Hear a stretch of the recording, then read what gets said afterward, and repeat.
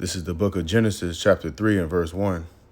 Now the serpent was more subtle than any beast of the field, which the Lord YAHAWAH power have made. And he said unto the woman, Yea, hath the Most High said, Ye shall not eat of every tree of the garden. And the woman said unto the serpent, We may eat of the fruit of the trees of the garden, but of the fruit of the tree which is in the midst of the garden, the Most High hath said, Ye shall not eat of it, neither shall ye touch it, lest ye die. And the serpent said unto the woman, Ye shall not surely die, for the Most High doeth know that in the day ye eat thereof, then your eyes shall be open, and ye shall be as gods, knowing good and evil. And when the woman saw that the tree was good for food, and that it was pleasant to the eyes, and a tree to be desired to make one wise, she took of the fruit thereof, and did eat, and gave also unto her husband with her, and he did eat. And the eyes of them both were open wide. And the eyes of them both were open, and they knew that they were naked. And they sewed fig trees together and made themselves aprons. And they heard the voice of YAHAWAH power walking in the garden in the cool of the day. And Adam and his wife hid themselves from the presence of YAHAWAH power among the trees of the garden. And YAHAWAH power called unto Adam and said unto him, Where art thou? And he said, I heard thy voice in the garden, and I was afraid, because I was naked, and I hid myself. And he said, Who tell thee that thou wast naked? Hast thou eaten of the tree, whereof I command thee that thou shouldest not eat?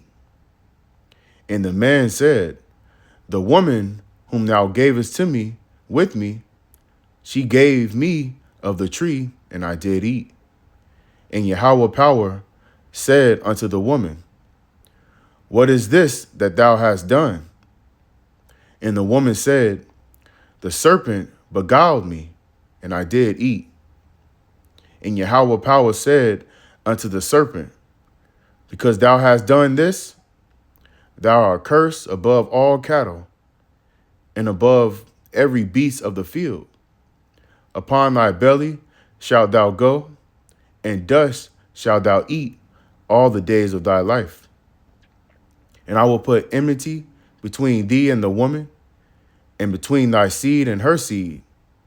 It shall bruise thy head, and thou shalt bruise his heel. Unto the woman he said, I will greatly multiply thy sorrows and thy conception. In sorrow thou shalt bring forth children, and thy desire shall be to thy husband, and he shall rule over thee. And unto Adam he said, Because thou hast hearkened unto the voice of thy wife, and hast eaten of the tree of which I commanded thee, saying, Thou shalt not eat of it. Cursed is the ground for thy sake, and sorrow shalt thou eat of it all the days of thy life. Thorns also and thistles shall it bring forth to thee, and thou shalt eat the herb of the field. In the sweat of thy face shalt thou eat bread, till thou return unto the ground. For out of it was thou taken. For dust thou art, and dust shalt thou return. And Adam called his wife name Eve, because she was the mother of all living things. Unto Adam also and to his wife did the Lord YAHAWAH power make coats of skin and clothe them. And YAHAWAH power said, Behold, the man is become as one of us, to know good and evil.